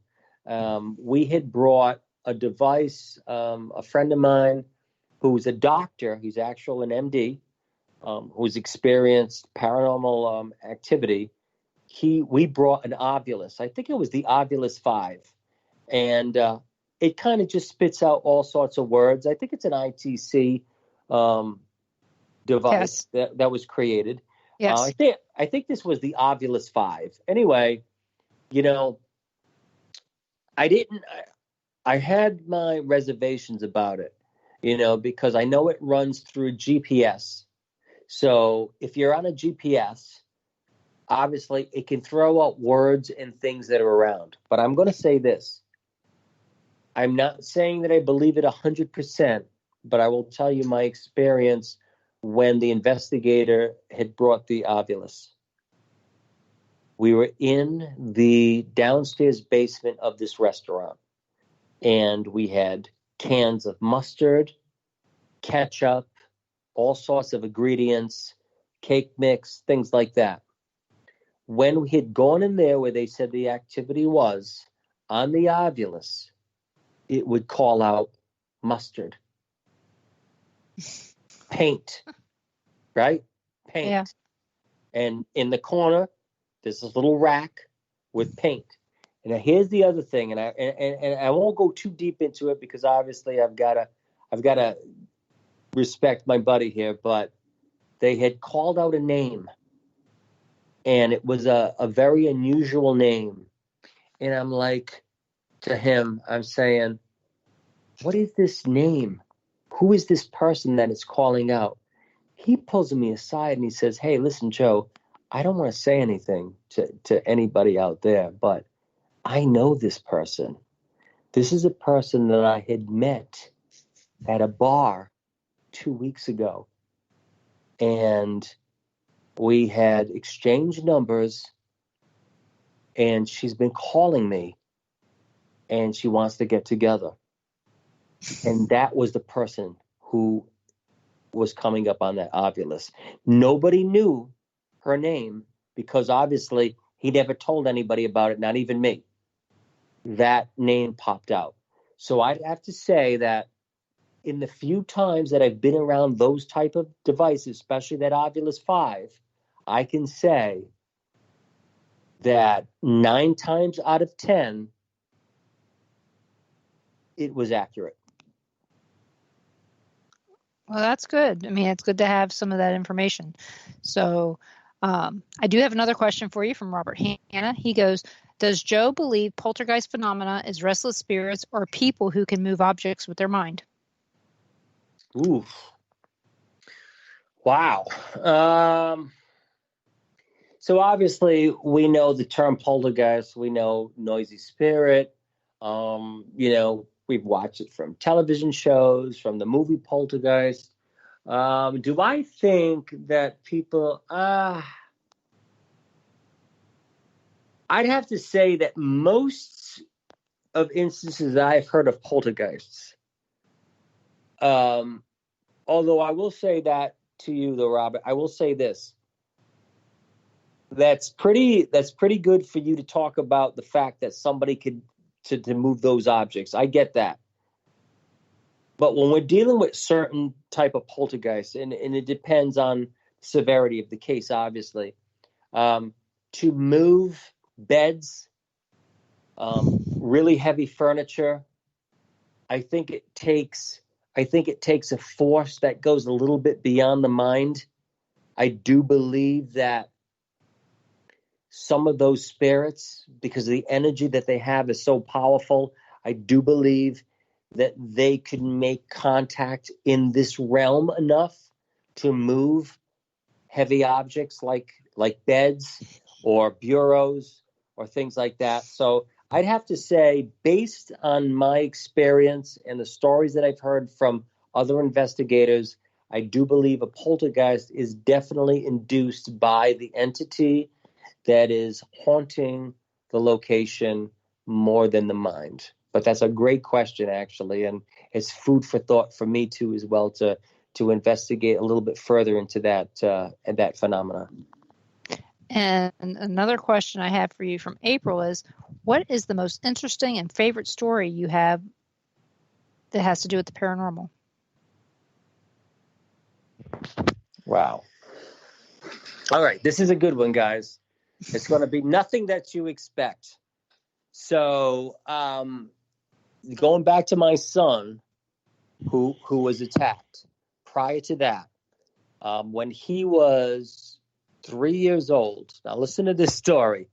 This is pretty amazing, and I don't know if we're going to call this supernatural or we're going to just call this man's best friend. But I actually write about this in Shades of Darkness. So my son, who is always mischievous, even when he was 2-3 years old, getting himself in trouble like most kids. Anyway, one morning, I'm on the couch, I'm sleeping, all of a sudden I wake up to the sound of a police siren. And, you know, it was one of those quick, like, chirps, like, whoop, whoop, whoop, whoop, whoop. And I wake up and I'm like, what's going on? So there's a police officer going up and down my street. So I finally go out there and I says, can I help you? Now, here I am, dazed, you know, in a daze, just waking up. The police officer says, do you have a son? Do you know of a boy? And I'm like, huh? So I run in the house. I look at the back door and I can see it's unlatched. So the door is unlatched. There's a bulkhead. So I think what ended up happening is, the window was open and there's the bulkhead. The window was, so my son opened the window, slid down the bulkhead, goes from the backyard into the front yard and proceeds to walk down the street. So now I look forward down the street and there's a police officer walking on foot. So you've got the officer in the car talking to me. I go in the house, I come back out, I say, oh my God, my son's not here. I look down the street and there's a police officer walking down the street with my son in his arms. I walk down there, I meet him, I says, Joey, what are you doing, buddy? And the cop says, listen, the officer says to me, somebody had called and seen, now listen how far he walked. Somebody had called and seen a boy walking with a dog down Main Street. He walked a quarter of a mile at 3 years old by himself down Main Street. Somebody had called, the cops ended up picking him up. So the cop tells me, he says, because now I'm questioning, how do you even know where I live? Because Joey can't talk. He said, I followed your dog. I says, I don't have a dog. I don't have a dog at all. What ended up happening is the neighbor 4 houses down had a Labrador. Seen Joey walking. He was tied up on a chain. He broke out of the chain. He followed Joey, walked along the side of the road down Main Street. On the side of the street, Joey, on the inside of the sidewalk, the dog on the street side. The cop finds him. The dog takes the cop all the way back to my house and then returned my son to me. That is probably the most paranormal I've ever had happen, because I didn't know the dog too well. That obviously it broke out and found him. So I often wonder myself, was it the dog's instinct to know that, which I won't take that away from the dog? Or was there some sort of intervention, supernatural intervention, that used the dog to bring my son back? Who knows? That is the greatest story that I have of all my stories, was a dog breaking loose to follow my son, to lead the cop back to my house, to bring my son home safe. And people don't know what animals know. That's the hardest thing. And do we know if maybe a past family member was guiding that dog, making sure that Joey got back home? Don't know. Absolutely. Like I said, there's all kinds of things we don't know in questions that would come up. And so we have some more questions. And this next question is, this is from Dara. She asks, what locations are on your bucket list? So so if I put anything on the bucket list right now, obviously I could probably have a plethora of cases in the New England area if you were to follow Maine, New Hampshire, Massachusetts, Rhode Island, and Connecticut. So those are definitely, can keep an investigator busy just in that New England area. But where I would like to go on my bucket list would probably be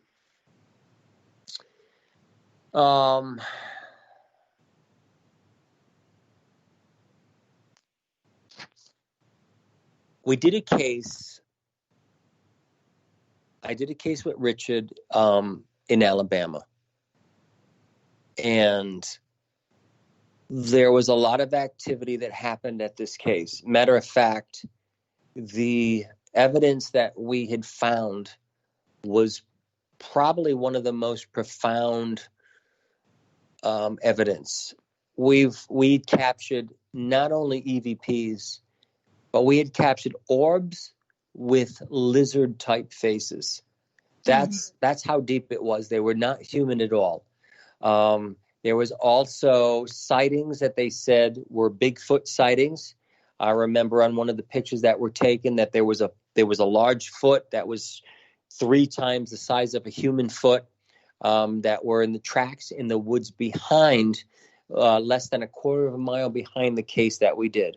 I think that I would like to go back there to Alabama to do a little bit more research on the land there and, the history, and to go there. And number 2, which was really in my own backyard in Connecticut, there's a spot in Connecticut called Mystic. There's a place in Connecticut. It's called Mystic, Connecticut. And there has been multiple UFO sightings. Matter of fact, I have a friend of mine who's a Marine, was an ex-Marine, who at 2:00 in the morning was on Route 95 in Connecticut heading toward Rhode Island. He had a big, huge vehicle that was it looked like a bright, huge orb. But I mean, this thing was like the size of a car that followed him down Route 95. Another car had pulled over and seen it and started taking pictures. Fortunately, my friend had taken a picture with his phone and captured that large vehicle. I actually sent it to the UFO database, and they deemed it as an authentic UFO. I'd like to go back to that hot spot and do a case there at 2:00 in the morning. So Connecticut and Alabama are definitely on my bucket list. So this location in Connecticut, is this within the Bridgewater Triangle? It is within the Bridgewater Triangle, yes. Okay. Well, everyone, we are going to our last break. So if you have any questions for Joe that you think we can get answered in 15 minutes, please put them in the chat. I still have a couple questions left out there to get, but you're listening to WBHM Digital Broadcasting out of Birmingham, Alabama, and we'll be back. You're listening to WBHM Digital Broadcasting, the best in paranormal talk, only on Paranormal Experience Radio, broadcasting live out of Birmingham, Alabama.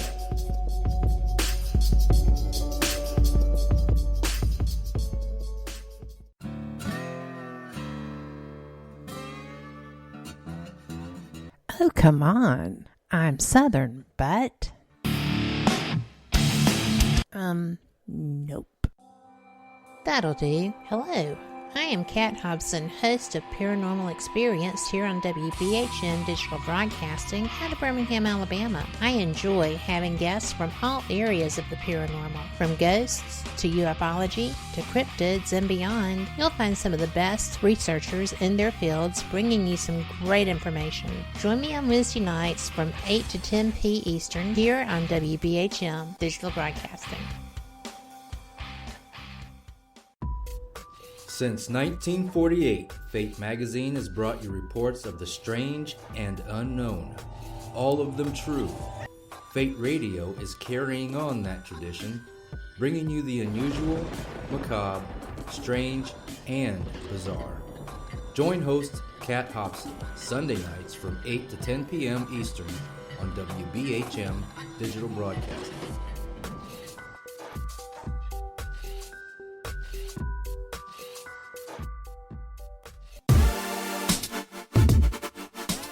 You're listening to WBHM Digital Broadcasting, the best in paranormal talk, only on Paranormal Experienced Radio, broadcasting live out of Birmingham, Alabama.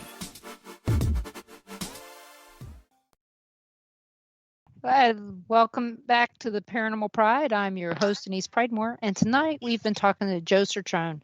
And if you missed this show, you're going to have to listen to it on the archive, because this has been a really good one. And not that they're not all good, but this one's extra good.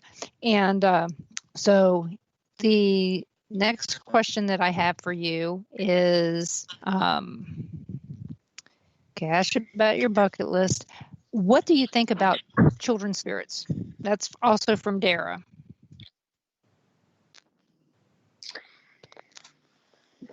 All right. So great question, Dara. Me personally, I have not dealt with child spirits, but I will tell you this. Couple of minutes, about 10 minutes or so ago, we were talking about a friend of mine who's a medical doctor, and he works for a pretty large hospital in Connecticut. Speaking of Connecticut, he works for a large hospital. He's been working multiple hours, obviously, with the coronavirus and everything. He had captured not only an EVP of child voices, but in the lower part of the hospital, people were reporting seeing shadow spirits. The other shadow spirits that they were seeing were small children type size, like 3.5 feet, 4 feet tall. And they had child laughter and giggling. And that's what one of the nurses were reporting, was children giggling downstairs in that lower level of the hospital. Obviously you can talk to different people, and some of them will say that they believe that they could be, demonic in nature. He doesn't believe that it was, and I don't think I believe it was either at that point in time, because there was a nursery down there as well.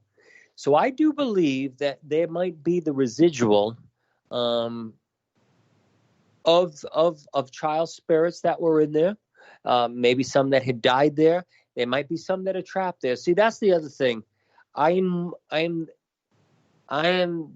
more apt to believe that depending on where we are when we die and the state that we are, whether we want to move on or be stuck into, between dimensions, I do believe that some of us have strongholds and ties that where we stay, and we might not want to move on. So I do believe that there are children spirits that do reside in specific areas, especially when you're dealing with a hospital, with death, with sickness, pneumonia, cancer, stuff like that. I do believe that there's leftover residual from those spirits that are kind of trapped in a little bit of a loop. So that's a great question, though, Dara. I will say that. Okay, next question is from Tom McNicholas. He asks if you believe in parallel dimensions. Parallel dimensions is something that I'm starting to get involved with. I have some friends that really believe in that, especially that they're more into the scientific and, aspect of stuff. And if they dealing more with the universe as opposed to the spiritual aspect of stuff, but kind of coming in a little bit more of a scientific approach. And they do believe that there are those parallel universes where things are running in concurrent at the same time. I don't know enough about it to believe in it or not to believe in it, but it's something that I want to tap into a little bit more. So hopefully if we do this show again, I'll definitely, have a little bit more answers on that as far as parallel universes. And then Carl asks, and I'm pretty sure he's asking for Gary, about do you believe dowsing rods are a good tool for the paranormal? So I'm going to say this. I don't use them personally, but I could say that dowsing rods have been used, and I'd say if we were to say on a scale of 1 to 10 of their effectiveness, most of the people that's used them run right around that 7 or 8 number. And I'm going to say this. Same thing with EMF detectors. There's a lot of different detectors that you can go buy. If you want the tri-field meters, you can spend $30, $40, $80, $200, $300 an EMF detector, correct? Oh, yeah. But I will say this.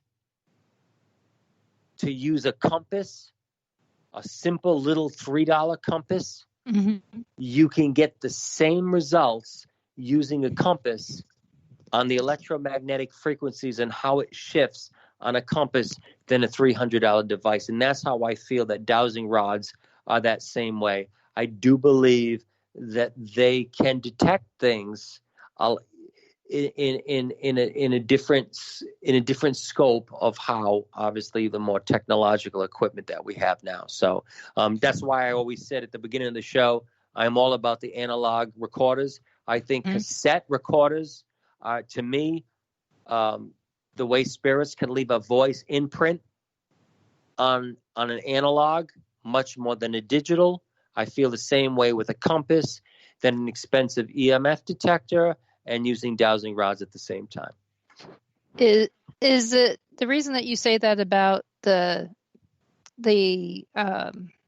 analog? Is it because it's actually they have to physically imprint on it as opposed to not on a digital recorder? Absolutely. I do believe, right, because they have to physically do that imprint. That's why, if you guys out there too, it depends on how many, if you've used the analog. When you use the digital recorder, you can hear a voice. Obviously, if it's a strong enough, if that spirit has strong enough energy, then obviously you're going to hear it on that recorder, okay? But with an analog, you'll always notice this. Just before the EVP comes through, you'll hear a little tiny click. And when that click comes, it's like a little click and a little shh. And once you hear that click, then that voice will follow through with that. I think that is the more evidence to me that a spirit can make connection and takes a certain amount of energy to go into this dimension to leave that voice imprint with that analog. So I just think that you have more of an authentic EVP of a voice that is not in this realm, where digital is still left subject as to, well, maybe somebody's in the back whispering. With an analog, you can't do that because there's that little tiny click. There's a little tiny delay that comes a split second before the voice actually can enter into that tape. And that's where I find it more profound and authentic. Is it because the tape is magnetic? Absolutely. It's because the tape is magnetic. So there you go, everybody. Here is another question, and this is going to be the last question of the night because I got to get to the end stuff with you. Sure. What do you think black-eyed children are? This is from Robert. So black-eyed children it's been an ongoing thing. So you have those in the Christian world, we'll say, that refers to them as demonic entities, and then you have those who are paranormal researchers that are studying more on UFOs and aliens and extraterrestrials that believe that they're a race of beings, like we have the Greys, they say, the reptilians, the Pleiadians, and then you have the black-eyed children being a former alien with black eye, the black-eyed. I can't say either way, but if I was to lean on who I think they are, I would think that they were more extraterrestrial in nature. Okay. It's as good as answer as any. I mean, when it comes to right down to it, it's as good as any, because I have no clue. I never heard of black-eyed children until the last 5 years. So they've been more of a phenomenon. It's funny that you say that. I mean, that they asked that question because it's been more of a phenomenon. And since this whole pandemic, which probably most people, unless unless you're like a paranormal geek, there has been more sightings of black-eyed children and UFOs during this pandemic than there has been in 2019. Well, they're also saying that people are finding out that their houses are haunted because they're home more. They're hearing things. And it's not that they're more haunted, that they're just noticing it, because these things are happening when they would normally be at work. Right. So am I going to say that my house is got more noise in it since the pandemic? Yes, there's more people home. But it's not any different because I'm here all the time. I mean, honestly, the pandemic hasn't changed the way I do anything at all, other than I have weird looks when I go to the grocery store. But that's because I don't wear a mask and I don't wear gloves, and I'm not concerned. I think I already had the virus, same as Ron, and so we're not that concerned. But in all honesty, I should be, but I'm not. But that's the only thing that I've had that's been weird. And, going to the doctor is a little strange now. But other than that, nothing else has really been going on. But I have had people report to me that they are having more paranormal activity in their homes. But some of the haunted locations, of course, since there's nobody there, I've had a couple people tell me that our location has been quiet. Well, it's because nobody's poking sticks at the spirits, is my guess. But that's my common sense kicking in. But if anybody wanted to find you, where would they find you? So they can go to my website, which is www.joecetrone.net. You can go onto that website, and you can email me, and I'll be more than happy to chat with you or answer a question, and I'm definitely up for that. And I just want to say quickly to all you guys out there, we're all, especially if you're investigators, a lot of the stuff that I've experienced, they're my opinions in a lot of ways. There's some that I know fact, and there's a lot of stuff that it's just opinion. And we might differ on certain beliefs, but the good thing is, we have all of us as a network to help each other understand. I don't claim to have all the answers and know everything, but all I can do is just give an opinion, based on my experiences, and I'd be more than happy to listen to other opinions, other questions, and other scenarios, because I'm always willing to learn and understand. Even through all the years that I've done this, I can never learn enough. So I want to thank you guys all out there for being investigators and doing what you do, because it's not easy, and sometimes we receive slack from it as well. So good job out there. Well, I'm going to say this. I have really had fun tonight. I wasn't having a great day, and you made my day so much better, and I want to thank you so much for that. And hopefully I don't butt dial you anytime here in the near future again. But it was nice visiting with you before I had you on, so that we could catch up a little bit, because we always had, ever since we met, we've always had good talks. It's never been boring, and and you guys really do need to check out Joe's videos for Holy Diver, right? Is your band? Is that still out there on the internet? Yeah, that's still out YouTube? there. Yeah, you could definitely go out there and go on YouTube and Ronnie James Dio, Black Sabbath tribute band, Holy Diver. Yep. It's excellent. I introduced my soon-to-be son-in-law to one of your music videos, because I was getting ready to have you on, and you'd sent me you sent me one of your songs where you did the drum solo. It's the long drum solo. Oh yeah. And he loved it. And ever since then, it's like anytime that he can listen to Iron Maiden or Dio, he is. And so you woke up my soon-to-be son-in-law to some decent music and not that rap crap. I don't like rap. I guess you got that. But thank you so much for being on tonight, and we will have you back on. I guarantee that. And everyone, have a great night. And my guest next Monday is, you know what? I didn't even look. You know what? It's MSP. We're going to have on Missouri State Pen.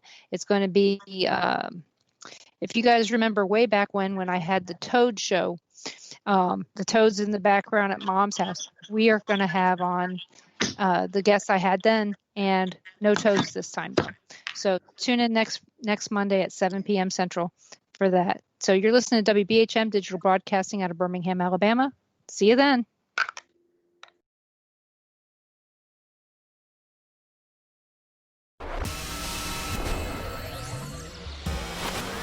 You are listening to WBHM Digital Broadcasting, Birmingham, Alabama.